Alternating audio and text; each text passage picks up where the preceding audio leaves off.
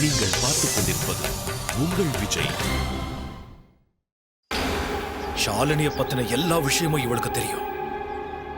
இவ என் மாமன் மணிபாரதி கிட்ட போய் ஏதாவது சொன்னா அத்தோட நம்ம ஆட்டம் நின்னு போயிடும். நம்மளை பார்த்ததும் பயந்து அவசரமா எஸ்கேப் ஆகி ஓடுறான்னா அவ கிரவுண்டு மாதிரி விளையாடலான்னு முடிவு பண்ணிட்டா.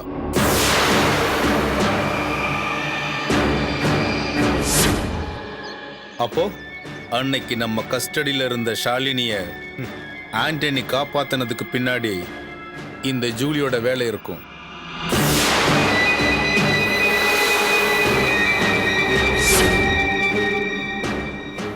அப்படி அவன் நம்பிக்கை துரோகம் பண்ணிருக்கான்னு எனக்கு தெரிஞ்சது, அவ்வளவுதான். அவளை நான் உயிரோட விட மாட்டேன்.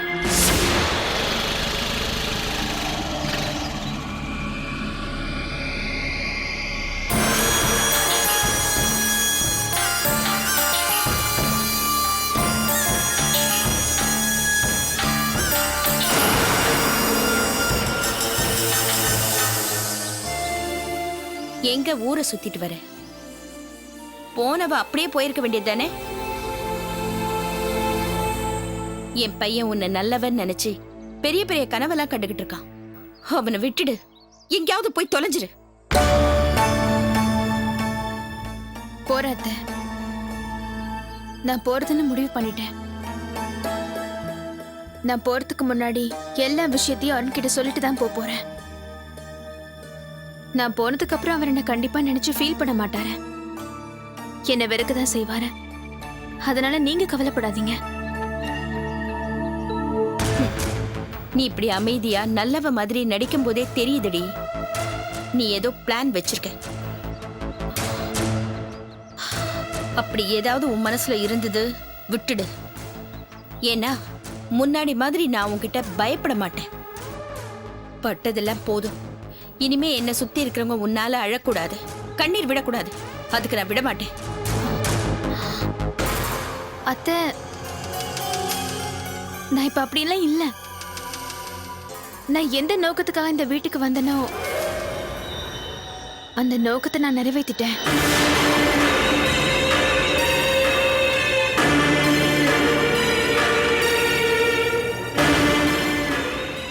அந்த மணிபாரதியோட பேரை சொல்லி இனிமே சத்தியமா நான் உங்களை பிளாக்மெயில் பண்ண மாட்டேன்.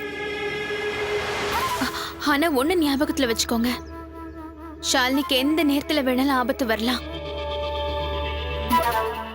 நான் இங்க இருக்கிற வரைக்கும் ஷாலினிக்கு எந்த ஆபத்து வராம பாத்துக்கிறேன். ஷாலினிக்கு மட்டும் இல்ல, இந்த வீட்டுல இருக்கிற யாருக்கும் எந்த ஆபத்தும் வராம நான் பாத்துக்கிறேன்.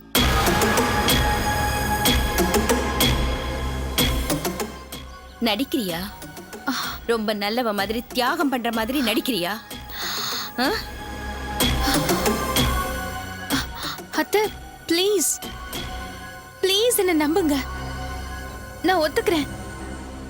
இதுக்கு முன்னாடி நான் உங்களை நிறைய டார்ச்சர் பண்ணிருக்கேன். உங்க நிம்மதி எல்லாத்தையும் கெடுத்திருக்கேன். ஆனா இனிமே நீங்க வாழ்நாள் முழுக்க நிம்மதியாவும் சந்தோஷமாவும் இருக்கணும். இந்த குடும்பத்தோட கௌரவம் போயிடக்கூடாதுன்னு தான் நான் இப்ப போராடிக்கிட்டு இருக்கேன். அதை என் உயிரை கொடுத்தாவது நான் நிறைவேற்றுவேன். இப்ப அது உங்களுக்கு புரியாது. போக போக நீங்களே எல்லாத்தையும் புரிஞ்சுப்பீங்க.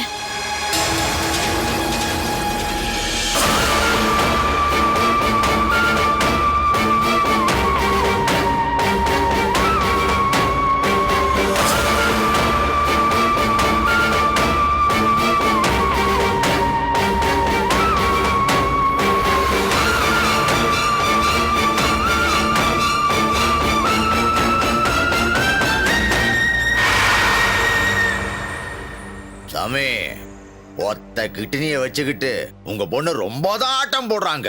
நான் என்ன அவங்க பாடம் சொல்லி கொடுக்கிற பையன் நினைச்சுக்கிட்டு இருக்காங்களா? நான் நினைச்சா அவங்களுக்கே சரியான பாடம் கத்து கொடுப்பேன். டேய், எதுக்காக இங்க வந்து அனாவசியமா சத்தம் போட்டுட்டு இருக்க? ஜெயந்தி ஷாலினி மேல உள்ள பாசத்தால நீ எங்க அவளை கூட்டிட்டு போனேன்னு கேட்டிருக்க. இதுல என்ன தப்பு? தப்பு தான். நான் யாரு? ஷாலினிய வளர்த்த அப்பா. ஷாலினிய வெளியில நான் கூட்டிட்டு போக கூடாதா? அதுக்கு எனக்கு உரிமை இல்லையா? ஷாலினிக்கு நான் எதுவும் வாங்கி கொடுக்க கூடாதா? டேய், நீ ஷாலினியை 7 வயசு வரைக்கும் வளர்த்தவன் ஆ. உண்மைதான். ஆ, ஆனா ஜெயந்தி யாரு? அவளை 10 மாசம் சுமந்து பெத்தவ, அவளோட அம்மா. அம்மா, பெரிய அம்மா. இந்த உலகத்துல இந்த மாதிரி அம்மாவை நான் பார்த்ததே கிடையாது. ஷாலினிய பெத்தாங்களே தவிர வேற என்ன செஞ்சாங்க? அந்த பொண்ண படாத பாடுபடுத்தினாங்க. கடைசியில கொலை பண்ண கூட பார்த்தாங்க. ஷாலினி அவங்களுக்கு கிட்னி கொடுத்து அவங்க உயிரை காப்பாத்துனதுனால இப்போ பாசம் காட்டுற மாதிரி நடிக்கிறாங்க. ஆனா என்னைக்காவது அவங்க சுயரூபத்தை திரும்ப காட்டுவாங்க. டேய், இப்ப எதுக்கா பழைய கதையெல்லாம் பேசிட்டு இருக்க? ஆ? பேசித்தானே ஆகணும். பேச வேண்டிய நேரம் வந்துருச்சுல்ல. என்னடா பேச்செல்லாம் ஒரு மாதிரி மாறுது? ம்? நீங்க எனக்கு தெரியக்கூடாதுன்னு மூடி மூடி மறைச்ச ரகசியம் எனக்கு தெரிஞ்சு போச்சு.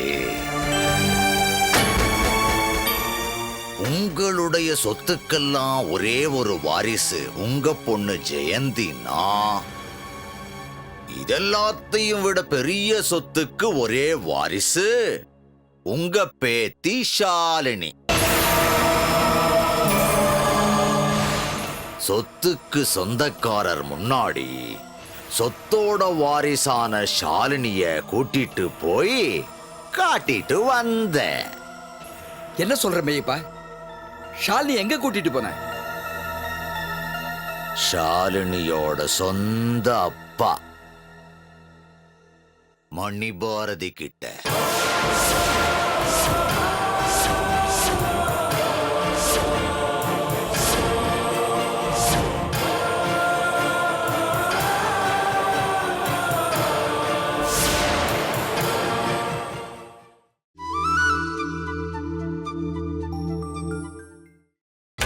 நீங்கள் பார்த்துக் கொண்டிருப்பது உங்கள் விஜய். ஷாலினி எங்க கூட்டிட்டு போன? ஷாலினியோட சொந்த அப்பா மணிபாரதி கிட்ட.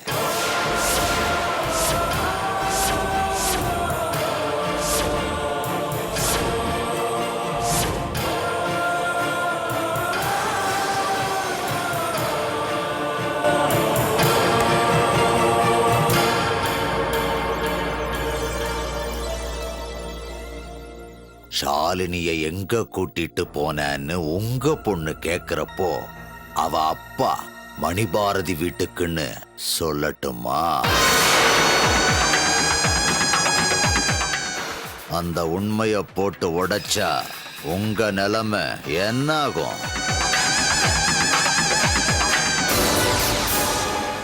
என்ன சாமி, ஒன்னும் பேசாம அமைதியா இருக்கீங்க? ஏமையப்பா, ஷாலினி அவனோட பொண்ணுங்கிற விஷயத்த அவங்கிட்ட சொல்லிட்டியா? என்ன சாமி நீங்க, இந்த மெய்யப்ப அவ்வளோ பெரிய முட்டாளுன்னு நினைச்சிட்டீங்களா? தங்க முட்டையிடுற வார்த்தை அவசரப்பட்டு கழுத்தா இருக்கிற பேராசக்கார நான் இல்ல. ஆனா என் பொறுமைய ரொம்ப சோதிச்சா பூகம்பம் உண்டாக்குவேன். எல்லா நிம்மதியும் சந்தோஷத்தையும் இல்லாம பண்ணிடுவேன். வேண்டாம் வேண்டாம் வேண்டாம் ஐயப்பா, அது மாதிரி எதுவும் அவசரப்பட்டு செஞ்சிடாத. அப்படி ஒரு கஷ்டமான சூழ்நிலைய எல்லாருக்கும் உண்டாக்கிடாத. அத உங்க பொண்ணுகிட்ட சொல்லுங்க. என்ன கிள்ளுக்கீரன்னு நினைக்க வேண்டாம்னு சொல்லுங்க. நினைச்சா எள்ளும் தண்ணியும் இறைக்க வேண்டி இருக்கும்.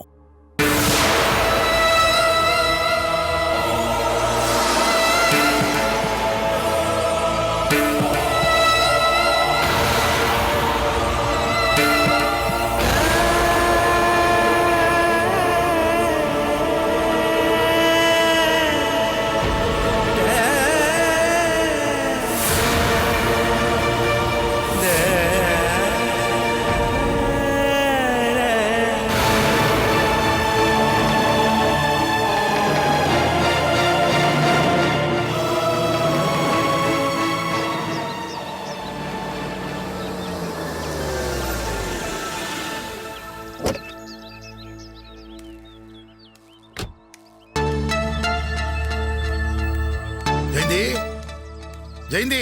என்னங்க? ஓ, நீ இங்க இருக்கியா? ஜெயந்தி, என்ன இன்னைக்கு ஒரே சந்தோஷமா இருக்கீங்க? ஏதாவது புது ப்ராஜெக்ட் கிடைச்சிருக்கா? அதெல்லாம் விடு.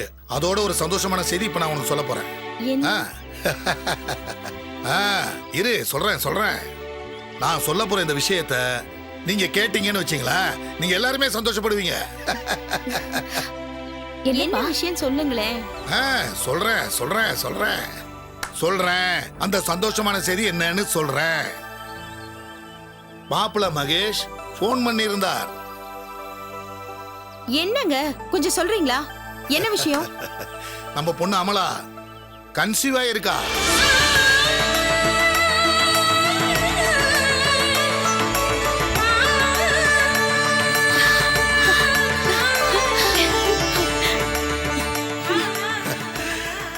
நீ நானும் தாத்தா பாட்டி ஆக போறோம்.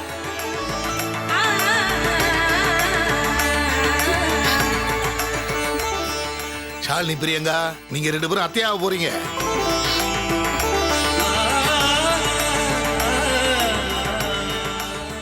இந்த சந்தோஷமான விஷயத்தை உங்ககிட்ட எல்லாம் நேர்ல சொல்லணும்னு தான் அவசர அவசரமா ஆபீஸ்ல இருந்து ஓடி வந்தேன். ஏங்க, எனக்கு அமலாவை பார்க்கணுங்க. நாம போயிட்டு வரலாமா?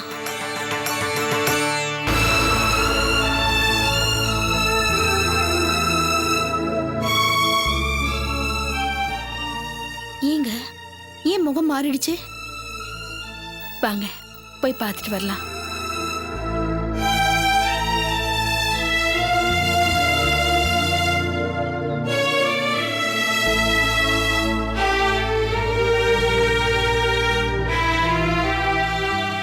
என்னங்க யோசிக்கிறீங்க? அங்க போன அமலா என்ன அவமானப்படுத்துவான்னா? பரவாயில்லைங்க, அத பத்திலாம் நான் கவலைப்படல. அவ என்ன வேணா பண்ணட்டும். இப்படி ஒரு நல்ல செய்தி வந்திருக்கு, நாம போய் பார்க்க வேண்டாமா? வாங்க கிளம்பலாம். வேண்டாம் ஜெயந்தி, அமலா நல்லபடியா குழந்தைய பெத்தெடுக்கணும்னா நீ அங்க போகாம இருக்கணும்.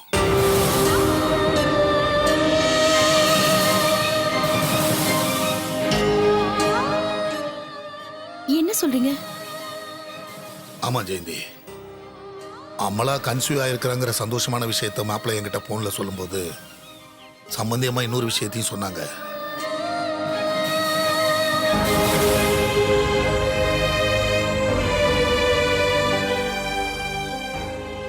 அவங்க போன் பண்ண விஷயத்த கேள்விப்பட்டு நீ அமலாவை பார்க்க போனன்னு வச்சுக்க, அவ கருவை கலைச்சிடுவேன்னு சொன்னாலாம்.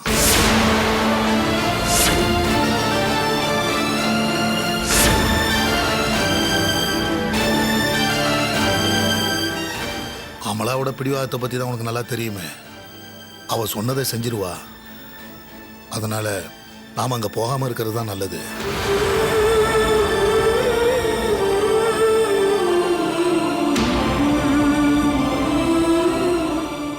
எந்த அம்மாவுக்கும் என் நிலைமை வரக்கூடாதுங்க. பொண்ணு பிரெக்னெண்டா இருக்கான்னு தெரிஞ்சு என்ன போக வேண்டாம்னு சொல்றீங்களே, நான் தானே அவ கூட இருந்து அவளை கவனிச்சுக்கணும். என் கையை கட்டி போடுறீங்க.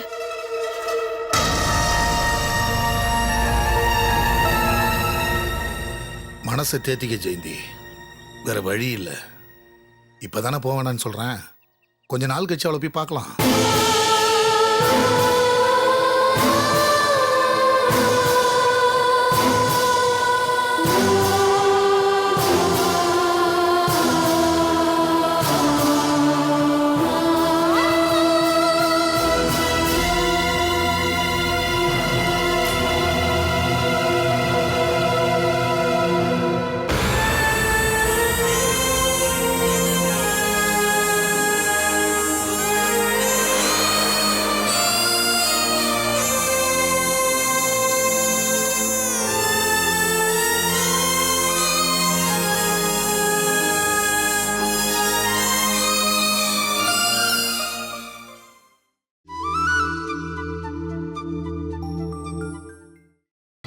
நீங்கள் பார்த்துக் கொண்டிருப்பது உங்கள் விஜய். வாங்க அங்கிள். கங்க்ராச்சுலேஷன்ஸ். இந்தபடி. எதுக்கு அங்கிள் இதெல்லாம்? என்ன இப்படி கேக்குற? சாதாரணமாவே ஒரு வீட்டுக்கு வெறும் கையோட போக கூடாது. அதுவும் நீ இப்ப கர்ப்பமா இருக்கன்ற சந்தோஷமான செய்தியை கேள்விப்பட்டுக்கிறேன். நானு வெறும் கையோட வருவானா? அதான் இதை வாங்கிட்டு வந்தேன். உன் மாமியார் எங்க? அவங்களா கோயிலுக்கு போயிருக்காங்க. கோயிலுக்கு போறது நல்ல விஷயம் தான். சாதாரணமாவே ஒரு நாளைக்கு 2 வேளை கோயிலுக்கு போவாங்க. இப்ப நீ கர்ப்பமா வேற இருக்கிறியா, கோயிலுக்கு போய் சிலையே வீட்டுக்கிட்டா இருந்தாலும் இட்டு வந்துருவாங்க. ஆனா ஒண்ணுமா, கோயிலுக்கு போறது நல்ல வகை தான். ஆனா அங்க பிரசாதன்ற பேர்ல உண்டை கட்டி தருவாங்கல்ல, அதை வாங்கி வாங்கி துண்ண சொல்லாத. அப்புறம் அவங்க ஏற்கனவே எப்படி இருக்கிறாங்க, அப்புறம் இப்படி ஆயிடுவாங்க. சரி நீங்க உட்காருங்க அங்கிள், நான் போய் குடிக்க ஏதாவது எடுத்துட்டு வரேன். அதெல்லாம் ஒண்ணும் தேவையில்லம்மா, நீ வேற. இல்ல நீங்க ரொம்ப நாளைக்கு அப்புறம் வந்திருக்கீங்க, நான் ஏதாவது எடுத்துட்டு வரேன். ஐயா, டேய், நான் ரொம்ப நாள் கழிச்சு வரேன்னா அது ஒரு காரணம் இருக்குதுமா. வரணும்னு எனக்கும் ஆசை தான். என் பொண்ணு மாதிரி நீ ஒன்று வந்து பார்க்கணும்னு மனசு கிடந்து துடிச்சிக்கும். ஆனா வந்தா நான் சும்மா இருக்க மாட்டேன். வாயை திறந்து எதனா உண்மையை சொல்லிடுவேன். அதை கேட்டா உனக்கு அமைதி போயிடும், அப்புறம் உனக்கு வாழ்க்கையே வெறுத்துரும். அதனால தான் என்ன வரல. uncle? என்ன உண்மை? அதான் சொல்றேனே, உண்மையை சொன்னா உன் நிம்மதியா போயிடும்னு. இப்ப நீங்க சொல்லேனா என் தலையே வெடிச்சிடும். என்னன்னு சொல்லுங்க. இதாமா உங்ககிட்டலாம் சத்தியசீல வந்தா சும்மா இருக்க மாட்டான், எதனா கோல் மூட்டி விடுறான்னு சொல்லிட்டு கோல் மூட்டி நாரதர்னு பட்ட பேர் வச்சுக்கிறீங்க. ஆனா நான் சொல்ல மாட்டேன்னா கூட டைட்டா முடிஞ்சுக்கிற லிப்ப திறந்து எல்லா உண்மையும் கக்க வச்சிருக்கீங்க. என்ன அங்கிள், நான் அப்படி எல்லாம் சொல்லுவேனா? நீங்க என்ன விஷயம் சொல்லுங்க. நீ கர்ப்பமாகற இது தெரிஞ்ச உடனே இந்த வீட்டு பக்கமே வரக்கூடாதுன்னு நினைச்சிருந்தேன். நானே எப்படி ஓடி வந்தேன். ஆனா அதே உன்னை பெத்த அம்மா நீ கர்ப்பமாகறன்னு தெரிஞ்ச உடனே உன்னை பார்க்க வந்தாங்களா? வாயு உயரமா இருக்குன்னு தெரிஞ்ச உடனே உன்னை சாப்பிட ஏதாவது ஆசையா வாங்கி வந்தாங்களா? நான் வாங்கி வந்துக்கிறேன். 250 rupees ஆச்சு. அங்கிள், அவங்க வரக்கூடாதுன்னு நான் தான் சொன்னேன். நீ அப்படி சொல்லாமா, உனக்கு அதுக்கான உரிமை அத்தனை இருக்குது. ஏன்னா அந்த அம்மா உனக்கு அவ்வளவு துரோகம் செஞ்சுக்குது. ஆனா கூட நீ கூப்பிடனாலும் நீ மூஞ்சியை காட்டினாலும் அந்த அம்மா வீட்டு வாசல வந்து நின்று உன்னை பார்த்து பரவசப்பட்டு போவானா? அதுதான் அந்த அம்மா கிட்ட நான் எதிர்பார்க்கறதே. ஆனா செய்யல. ஏன் செய்யல? அவங்க கவனம் எல்லாம் வேற ஒரு இடத்துல இருக்குது. அவங்களுக்கு பெத்த பொண்ணோட அந்த அனாதை பொண்ணு ஷாலினிக்குதே, ஷாலினி மேலதான் ஃபுல் அக்கறை. அந்த ஷாலினிக்கு மாப்பிள்ள போகிறாங்களா? மாப்பிள்ள காலேஜ்ல இப்பெல்லாம் பாடம் நடத்துறது கூட அவங்க கவனம் இல்ல. கூட ஒர்க் பண்ற லெக்சரர்ஸ் கிட்ட எல்லாம் ஷாலினிக்கு ஏத்த ஜாதகமா இருந்தா கொடுங்கன்றது, படிக்க வந்த பிள்ளைங்க கிட்ட ஷாலினிக்கு ஏத்த மாப்பிள்ளையா இருந்தா பாருங்கன்றது. இவ்வளவு ஏன் எங்கிட்டே ஷாலினி ஜாதகத்தை கொடுத்து இதெல்லாம் மாப்பிள்ளைய பாருன்னாங்க. சரி நானும் கூட்டாண்ட சும்மா உட்காந்து கேரம் ஆடுற பசங்க ஜாதகத்தை கொண்டு போய் கொடுத்தா அது ஜாதகமே இல்லையா, எஃப்ஐஆர் காப்பியா. அந்த மாதிரி பசங்க எல்லாம் கூட சத்தியசீலான்னு என்ன கண்ணாலேயே அடிச்சிட்டாங்க. இப்போ நான் என்ன சொல்றேன்னா, அவங்களுக்கு BA CA MBAன்னு இந்த மாதிரி படிச்ச மாப்பிள்ளைங்க தான் ஓணுமா. இந்த மாதிரி மாப்பிள்ளைங்களுக்கு நான் என்ன பண்றது? நானு அவங்க கேட்கற கேள்வியை பார்த்தா இப்ப எல்லாருக்குமே என்ன தெரியுமா சந்தேகம் வருது, அவங்க பெத்த பொண்ணு நீயா இல்ல ஷாலியான்னு டவுட் வருது. அதான் அவங்க சொல்லிட்டாங்களே, அவங்க பொண்ணு நான் இல்ல அந்த ஷாலினி தானே. என்ன கூட அவளுக்காக தானே வீட்டை விட்டு அனுப்பிச்சாங்க. சரி புரியுது. உன்னை வீட்டை விட்டு துரத்திட்டு அந்த பொண்ணு மேல பாசம் காட்டுறாங்கன்றதுக்காக அந்த பொண்ணுக்கு மாப்பிள்ளை பாக்குறாங்கன்றது புரியுது. பாக்கட்டும் அங்கிள், ஒரு கிட்னியோட நடமாடிட்டு இருக்கிற அவளை கல்யாணம் படிக்க எவன் வரப்போறான்? அப்படியே எவனாவது வந்தா கூட அவளை நான் நிம்மதியா வாழ விட மாட்டேன்.